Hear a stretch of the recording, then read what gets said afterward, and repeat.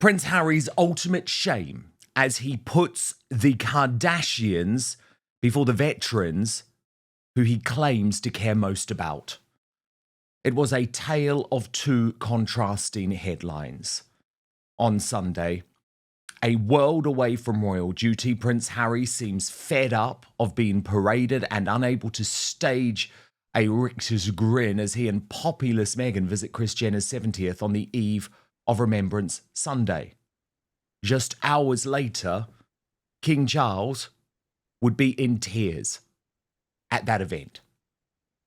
So this is quite an extraordinary downfall. And what's very clear to me, and you can see it in the paparazzi footage as Prince Harry leaves this event, is that he's not happy about it.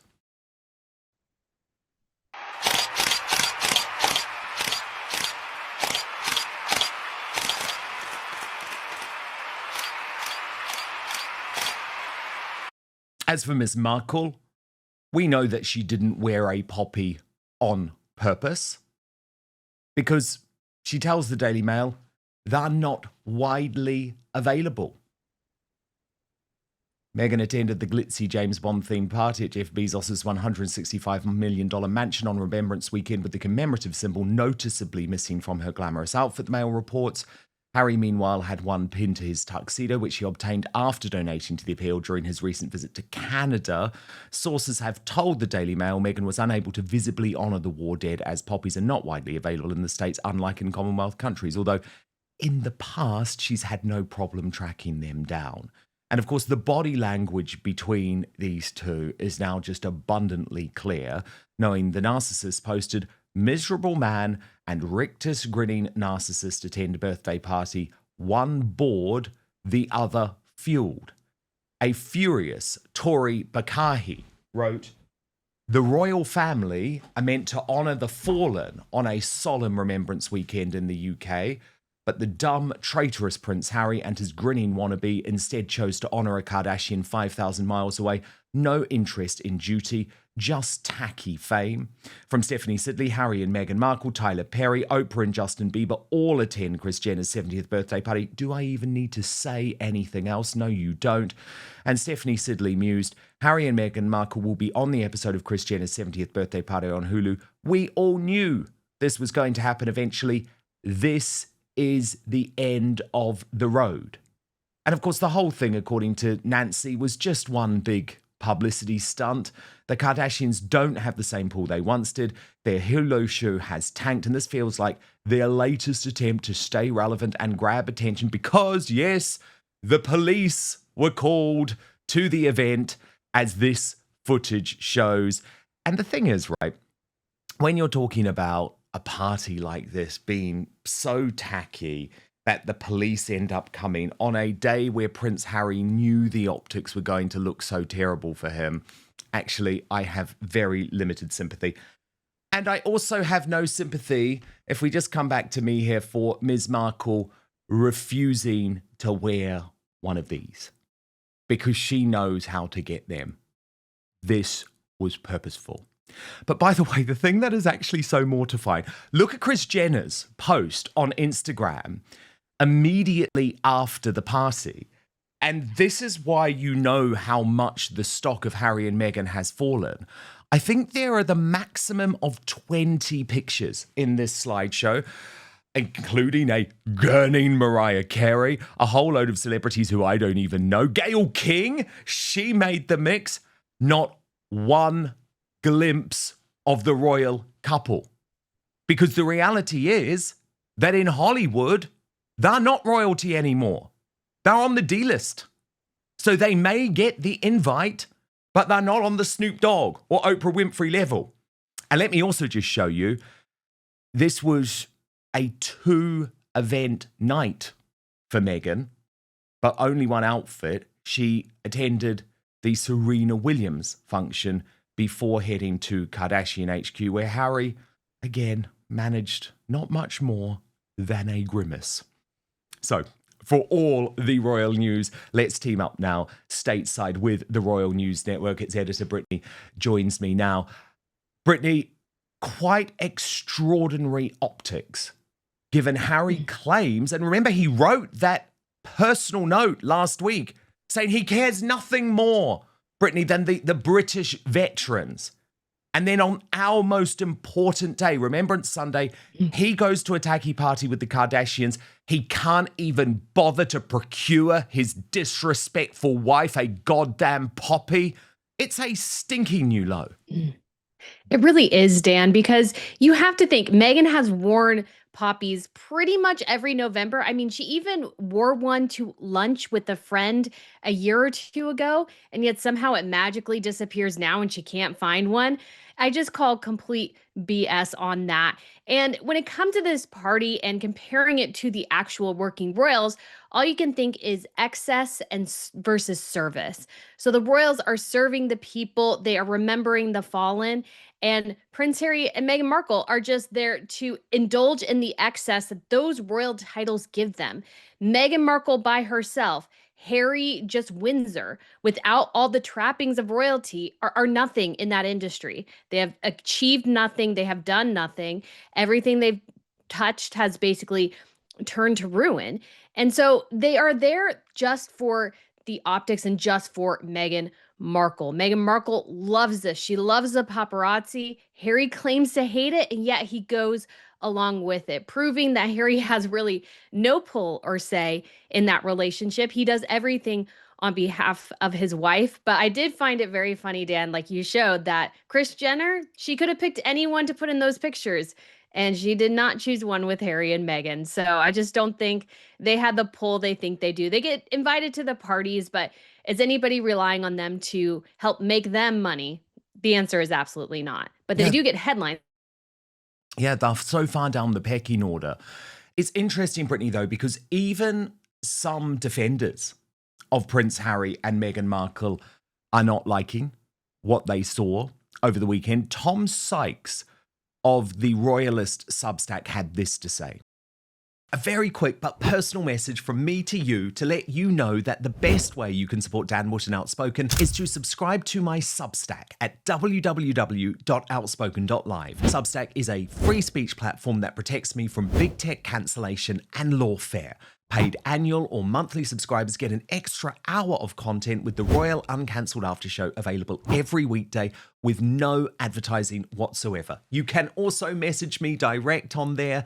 That's www.outspoken.live. If Harry and Meghan are being advised by anybody about how to manage their image, they are either not listening to that person, or they're not telling that person what they're planning to do, or that person is giving them very, very bad advice. If they thought that arriving via the public entrance at Jeff Bezos's disgustingly opulent billionaire hidey-hole mansion for a Kardashian party was a good idea, considering what was going on back home at the time, this place that Harry told us earlier in the week that he has a great love for, that he misses, and that he very much identifies as a veteran, because it is Veterans Day weekend here. It is Remembrance weekend in the UK. On Saturday night, yesterday night, we saw Charles, Kate, and even young Prince George arriving at the Albert Hall for a festival of remembrance. It was an incredibly kind of moving event. And I'm going to come to that shortly, Brittany, but what do you think in terms of what Tom Sykes is saying there about the fact that yet again, it just feels like these two ignore any form of sensible advice? Well, when you think about Harry and his meeting with his father just 2 months ago, he claimed, "Oh, we're just going to try to avoid the diaries clashing. I'm going to share my diary with you." And then, of course, he does something which he knows is in the royal calendar for sure. And he goes along with his wife to this very overly opulent bash. The optics are just terrible and horrible on every stretch of the imagination. But Harry, at this point, he is beholden to whatever Meghan Markle wants to do. And he just doesn't seem to have that pull. And she definitely does not have the self control to not indulge her worst impulses when it comes to attention seeking. Meghan Markle always wants to be the center of attention. She wants the cameras on her. This is why she married Harry. It's why she was looking for a rich, famous husband, because she couldn't gain this pull on her own. Everything is at because of the man she married. And Harry was too dim to understand that. And now he's living probably in many ways his worst nightmare, but he married it. Like that, this is the end result of that chaos. And I'm sure he has some high points and some low points, but this is definitely just absolutely terrible. It destroys everything he did in Canada that week. And is just completely unfathomable that they would not understand how bad the optics are here. But again, Meghan wants to see the flashbulbs, so they have to do it. What's interesting, though, Brittany, is that Tom Sykes actually believes that this is becoming more and more unsustainable, this clash between Meghan and Harry over their values. And why I think that's fascinating is because, sure, people like me have been talking about quite how destructive the relationship now is. But remember, Tom Sykes very much has a foot in the Markle camp. But he's now reporting this. Watch. It just clashes completely with Harry's stated goals and Harry's stated principles, which is privacy, which is, he does not like being in these situations. And they keep coming together and crashing against each other. And it's just becoming more and more unsustainable, in my opinion.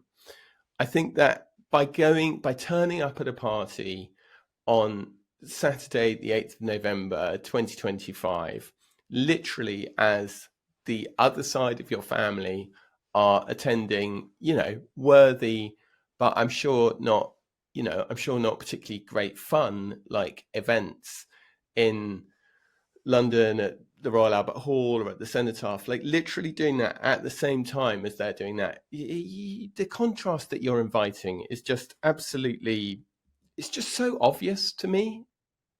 More and more unsustainable, Brittany. He's talking about their marriage there. Oh, yes. Dan, when it comes to marriage and relationships, especially long-term ones, you really have to have a lot of things in common, hobbies and interests and those sorts of things. Not everything, but you do need to have a lot of things and a good foundation for what are your shared values. But we see where I think Meghan has talked about the value of privacy and these sorts of things. I think we all know it's a smoke screen for what she really wants, which is absolute control over her image. And so she does that in particular ways and forces Harry to parade himself around the paparazzis when he's previously said that it's PTSD for him to see those camera flashes and to think of his mom. And I can imagine that being true. And so for his wife to not have any sympathy for his experiences and just continue to trot him out so she can go to these parties, because again, they're getting that invitation because of him, not her. I just think it's unbelievably cruel. And between that and all the strife with his family, and you see this sort of kind of clash, this bipolarness with Harry, where he really wants to be royal and British again and everything. And yet he still continues to sort of indulge in this Americana lifestyle and this fame and fortune of Hollywood. You see just this inevitable clash of, I think, personality and I think purpose in life. I think Harry is directionless. I think he doesn't really have a greater vision for what he wants to be. And he doesn't really have a job anymore, it seems like, either. And so the guy is just kind of puttering around trying to find meaning in his life. And he lets his wife dictate far, far too much of that. And you get these inevitable clashes. These are not going to get better. And again, Harry undermined his entire tour with Canada by going to that Kardashian party. It's like, does he care at all about the work he's doing? I don't think so. Is he chasing the cameras as much as his wife? Probably. And it's just going to end up in a mess. And I think they're going to inevitably tear each other apart because I think they want very different things out of life. Yeah, I think that's so far down their own rabbit hole, Brittany. They can't actually understand how obvious things are for us.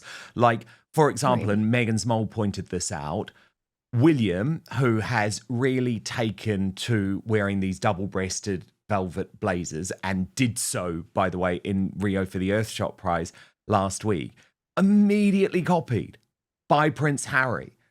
at the big night out. And of course, as Meghan's mole says, let it be known, Harry never wore velvet blazers until William did first. And the thing is, Brittany, we know that that is a small sartorial decision, but it all comes with a deeper meaning. But first, this time of year, the air gets harsher, the heating's on, and skin takes a beating. Dryness, fine lines, that loss of bounce. So now I need to tell you about how I've been avoiding those issues through the incredible products of OneSkin, the world's first skin longevity company.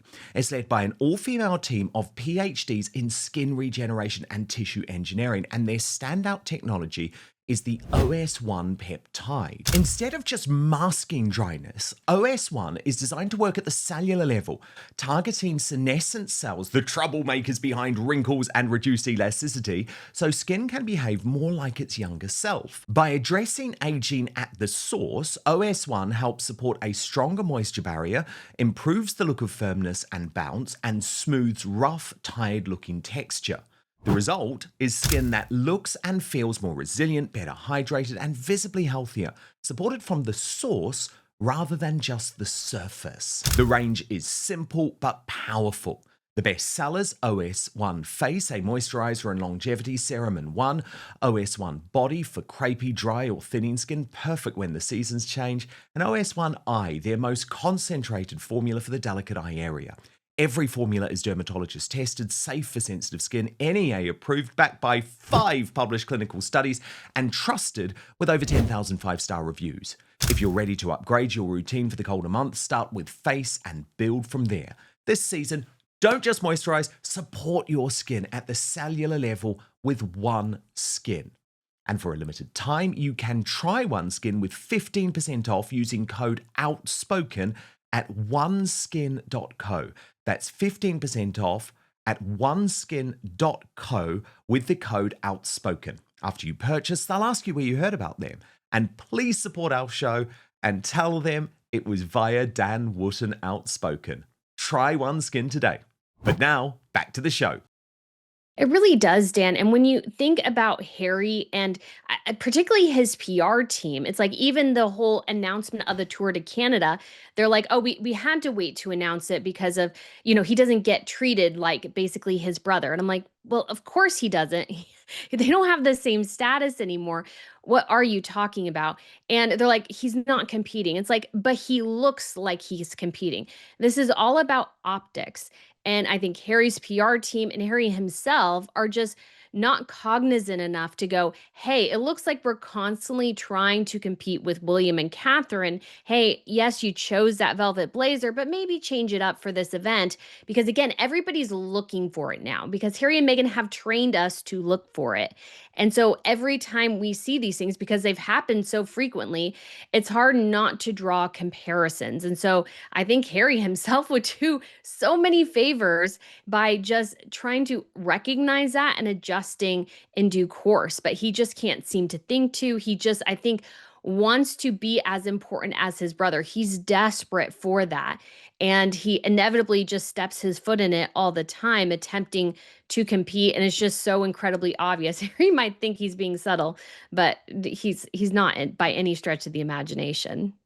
Brittany, the far more significant moment, and the moment which actually quite chillingly Prince Harry would have hated most over the weekend, was Prince George emerging for really what comes close to his most official formal function as a royal, a future working royal, at the Royal Albert Hall ahead of Remembrance Day on Saturday night.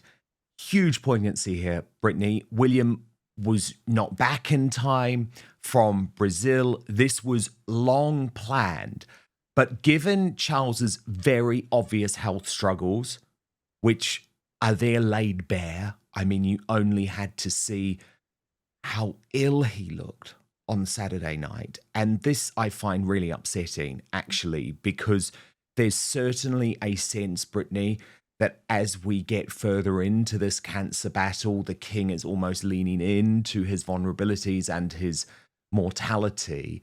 But of course, the fact that William was effectively replaced at that event by his son, the heir to the heir, I think had deeper significance, given everything going on. What did you make of it, Brittany? Well, it's definitely an interesting thought, Dan, because Prince George participating did surprise me. I thought this Mm, was an event he would do in his later teens or kind of very early in his working royal career, because Catherine and William have done things with their children, I would say, very differently than some of their continental counterparts. Some of especially the Spanish, I would say, and the Swedes, like their children are very involved in quite a lot of large events. And so George appearing here did surprise me, but at the same time, it does make sense because the working royal fold in the UK has definitely gotten so much smaller. And I think they will need George, Charlotte, and Louis to be, I think, huge aspects of the monarchy. I mean, they truly are the future. And so to have George there, I think cements the continuity of the monarchy. And so I think that was important there, shows him as the heir to the heir, and how that the future of the monarchy is secure in that way. And so I thought it was lovely that he attended. I think, that's a good age to start attending these style events. But at the same time, it was definitely a little bit of a surprise as well, but just a happy one too. It was very sweet to see him at that event and being there with his mom, being very serious. He definitely has, sort of first child energy. So it was good to see him there, though. it was. And Tom Sykes has really been on this story about the quiet transition which is going on. And he agreed with me on the optics, Brittany. He wrote The Future on display. Prince George steps into his role beside the king. And he added, sure, he has been to royal events before, but tonight, with the added poignancy of King Charles looking rather drained next to him, there was a clear sense of the heir's heir deliberately being placed within the line of succession, although William wasn't there. And personally, flight from Rio notwithstanding, I felt he should have been. William will be at the cenotaph to lay a wreath beside the king on Sunday, which obviously he was. Palisades will insist, as they always do, that George's debut at the Remembrance service was long planned. Still, the king's ongoing battle with cancer has quietly accelerated the process of bringing his grandson into the royal diorama. The Princess of Wales wore a black Alexandra Rich dress with a white collar, a handmade poppy, and earrings once owned by the late Queen, and guided her son to his seat beside her. Saturday night's event commemorated the 80th anniversary of the end of the Second World War and the 25th anniversary of the lifting of the ban on gay, lesbian, and bisexual service members. Hannah Waddingham hosted performing We'll Meet Again and dedicating it to her veteran grandfather. The King and Queen, seated beside the Princess of Wales and George, appeared moved, clapping warmly for the Chelsea pensioners in their scarlet coats. Behind the poise, this staging was deliberate. With the King's health uncertain, the presence of the 12-year-old second in line beside his mother and grandparents projected a message that the dynasty holds and that the next generation is readying itself. And then we move to the event the next day, Brittany, and the imagery was so upsetting, actually, that the Metro even ran with the headline "Tears of the Crown" on its front page. And this was as a result of this moment, Brittany. Watch.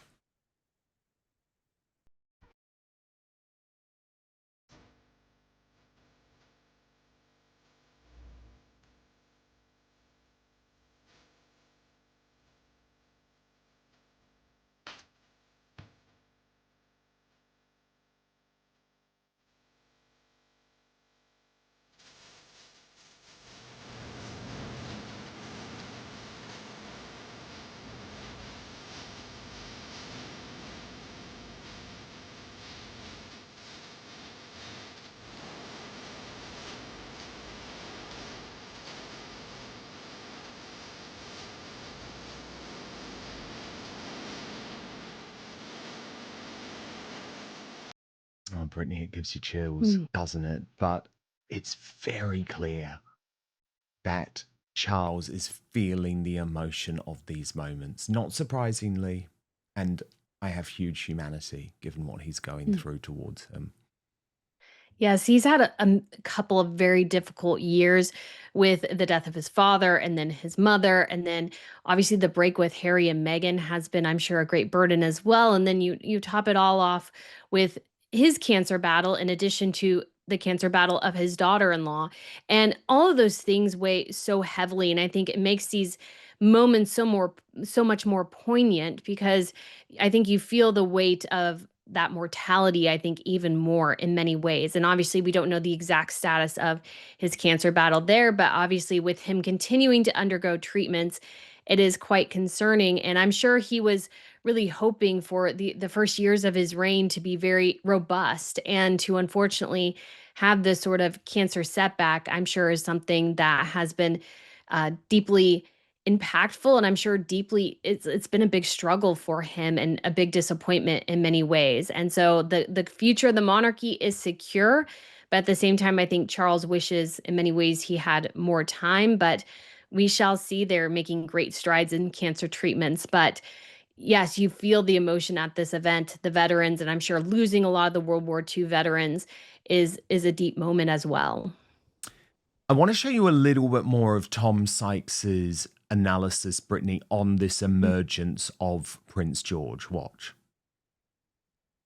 Are being softened up for a new Prince of Wales. We are being introduced to the new Prince of Wales. We all know it's going to happen in the next couple of years. And it is extraordinary to think of the change that is happening and going to happen to the royal family in the next few years. We think a lot about King William V. We don't think so much about George, Prince of Wales, the new Prince of Wales, how young he's going to be coming into that role. With the Duchy of Cornwall, of course, one of the most enormous property portfolios in the United Kingdom, going to be potentially in the hands of a minor. A very, very interesting turn of events. I just get the feeling, with Charles missing COP30, with William speaking on his behalf, I think there is a bit of an acceptance now within the palace machine that it's okay. Charles can lean into his vulnerability. He was actually close to tears last night at one point. And, I don't know if he's thinking about his own mortality or not, but there certainly was a poignancy to it all. There was a clear sense of this is the heir's heir. There was a clear sense of the line of succession, even though William wasn't there. He was on his flight back from Rio. Personally, I felt he should have been there. I thought he should have got back in time, but there we are.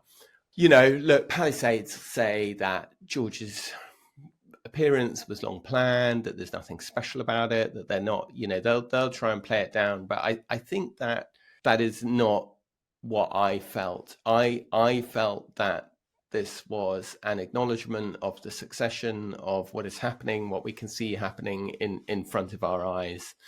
So the staging to me felt very deliberate. And I think that George did a brilliant job. I think that things have been explained to him. Yeah, I mean, Brittany, you're not going to hear this in the mainstream media. You're not going to hear it from the Royal Rota. But Tom Sykes is right on this, because remember, William did not intend to have George at major events like this at his age. And we're not going to see much of him, okay? William is utterly, utterly stoic on that point. But, I hate to put it like this, Brittany, but the succession timetable is being sped up. It really does look like it is, Dan, and I think you're completely right there, and so is Tom Sykes, because they're trying to definitely start to pull in this a bit more. And again, I see comparisons to the European counterparts, because most of the time when someone becomes king and queen, let's say in the Netherlands or Spain or Belgium, the children are actually still minors. And so oftentimes you do see them start to flow into events more and more, especially as they get a bit older, because they are basically the heir. And so they'll be young teenagers now, or even children, and they're doing some of these larger events. So I do think we're seeing Prince George being very much poised here as the future Prince of Wales, getting people ready for probably this change that is going to occur. Nobody, of course, is wanting this to occur so quickly, because the pressure on the British is of course so much greater than any other of their counterparts. But at the same time, it's hard to avoid the inevitable that it just does seem to look like George will most likely inherit the title Prince of Wales, although, of course, that is a title given by his father, so he may just become Duke of Cornwall for a short while, but that may pass when he's still a minor. He has 6 years until he's 18, and so that's just a sort of sad reality of the situation, and I'm sure something that Catherine and William, of course, especially given Catherine's own cancer battle, are not really looking forward to that additional stress and pressure on their family. So I think we'll see George here and there more, maybe a bit of Charlotte as well. But this is definitely a sign, I think, of things to come. It absolutely is, Brittany. And look, we're going to move over to Substack now for the Royal Uncancelled after show, because if you thought the disaster for Prince Harry over the weekend was confined to the Kardashian embarrassment, think again. He's just been booed in Canada after a mortifying double TV appearance. This guy can't get it right at the moment, so I'm going to show you the moment that he is booed, but we're going to do it over at the Royal Uncancelled After Show on Substack. To sign up to watch, go to www.outspoken.live. Paid monthly and annual subscribers get first access to the Royal Uncancelled After Show every Monday to Friday. You get it live or on demand, whichever you prefer. But lots of folk love the fact that it is with no advertising whatsoever. Substack is a free speech network. It really is the best way to support me if you like what I do on Outspoken. So please do sign up, www.outspoken.live. Thank you so much for watching Dan Wootton Outspoken. Please click on my face just to the bottom left to subscribe to this brand new independent news source and turn on the notification bell so you'll be alerted to our brand new live shows, uncancelled interviews, and special royal episodes. Outspoken is also now available as a podcast, so you can listen to the show every weekday on the go, wherever you are.